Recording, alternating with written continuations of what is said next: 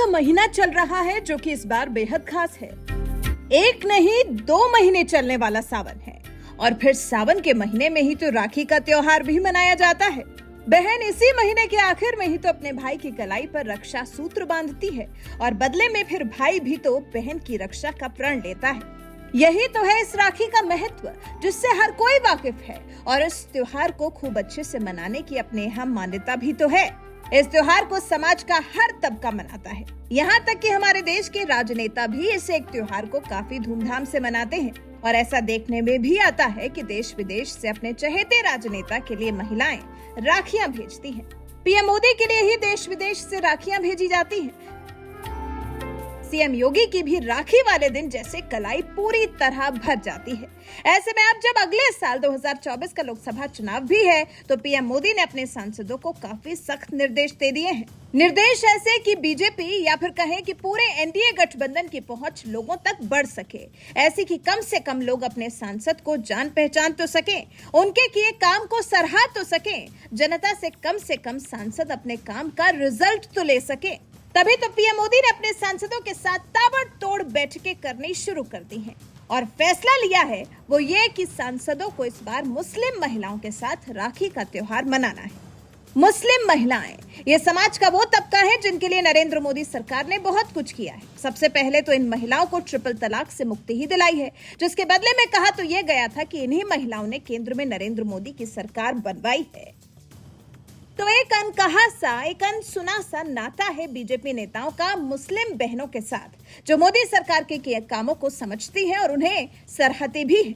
ऐसे में आलाकमान का साफ निर्देश ये है कि बीजेपी और एनडीए के नेताओं को मुस्लिम महिलाओं के साथ अपना राखी का त्योहार मनाना चाहिए। सूत्रों के मुताबिक तो सोमवार रात में पश्चिम बंगाल, ओडिशा और झारखंड के एनडीए सांसदों के साथ बैठक के दौरान पीएम मोदी ने ये बातें कही। पीएम मोदी ने और बीजेपी के वरिष्ठ पदाधिकारियों ने समाज के अलग अलग वर्गों के लिए केंद्र सरकार की विकास पहलों की चर्चा की। मीटिंग में भाग लेने वाले कुछ सांसदों ने ही बताया कि पीएम ने समाज के हर वर्ग से खुद को जोड़ने की बात पर बल दिया। पार्टी पसमानदा मुसलमानों को अपने साथ जोड़ने की दिशा में काम करने पर निकल पड़ी है और अभी हाल ही में हुई बैठकों में तो समाज के हर वर्ग से कैसे संपर्क साधा जाए इस पर विस्तार से चर्चा हुई है।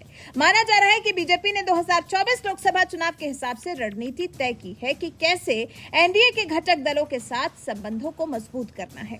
इस वक्त अलायंस में 38 पार्टियां साथ हैं और अलायंस के 338 सांसदों को क्षेत्रवार तरीके से बांटकर करीब 40 सांसदों का समूह बनाया है और संसद के मानसून सत्र के दौरान पीएम सबसे अलग अलग बात कर रहे हैं।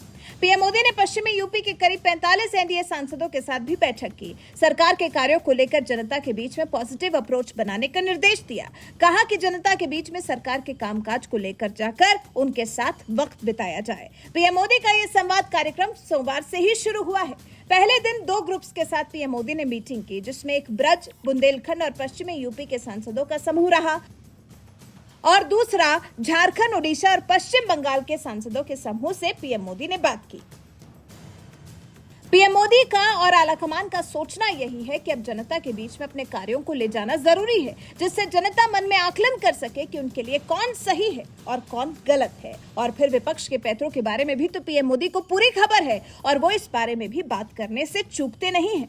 पीएम मोदी ने यह भी कहा है विपक्षी पार्टियां INDIA के तहत एकजुट होने की कोशिश कर रही हैं, जो पहले यूपीए के तहत थी। विपक्षी गठबंधन ने भले ही अपना नाम यूपीए से बदलकर INDIA कर लिया हो, लेकिन वो भ्रष्टाचार और कुशासन के अपने पापों को धो नहीं पाएगा। तो चाहे विपक्ष हो या फिर जनता, देश के हर एक कोने में बसा तबका कोई भी हो, पीएम मोदी ने इस बार सबको एक साथ साधने की ठान ली है। खासकर मुस्लिम बहनों को, जिनके साथ पीएम मोदी ने अपने सांसदों को राखी का त्योहार मनाने का साफ निर्देश दे दिया है। और फिर हाल ही में पसमानदा मुसलमानों को जोड़ने के लिए भी तो बीजेपी ने कई बड़े फैसले लिए हैं। पिछले ही दिनों अलीगढ़ मुस्लिम यूनिवर्सिटी के पूर्व कुलपति तारिक मंसूर को पार्टी का राष्ट्रीय अध्यक्ष बनाने का भी फैसला पार्टी की तरफ से लिया गया है। कुल मिलाकर कह सकते हैं कि बीजेपी तैयारी कर चुकी है लोकसभा चुनाव की। विपक्ष जहां एक तरफ इकट्ठा ही नहीं हो पा रहा है, शरद पवार से शिकायत पर शिकायत किए जा रहा है, वहीं पीएम मोदी इस तरफ कुछ ध्यान न देते हुए अपने काम पर फोकस किए हुए हैं और लोकसभा का चुनाव कैसे जीतना है इस पर लगातार काम कर रहे हैं। वैसे ये जो मुस्लिम बहनों से इस बार राखी बंधवाने वाला कॉन्सेप्ट पीएम मोदी लेकर आए हैं, जिस तरह से पीएम मोदी ने अपने सांसदों से इस तरफ ध्यान देने को कहा है, राखी का त्योहार मुस्लिम बहनों के साथ मनाकर उनके मन में ये विश्वास जागृत करने को कहा है कि परेशानी चाहे जो भी हो, लेकिन ये सरकार उनके साथ उनके हर सुख दुख में खड़ी रहेगी। इस बारे में आपका क्या कुछ कहना है? आपको क्या लगता है, क्या पीएम मोदी की इस बार भी मुस्लिम महिलाओं को अपने पक्ष में करने की रणनीति काम कर जाएगी? इस बारे में आपकी राय हमें कमेंट कर जरूर बताएं।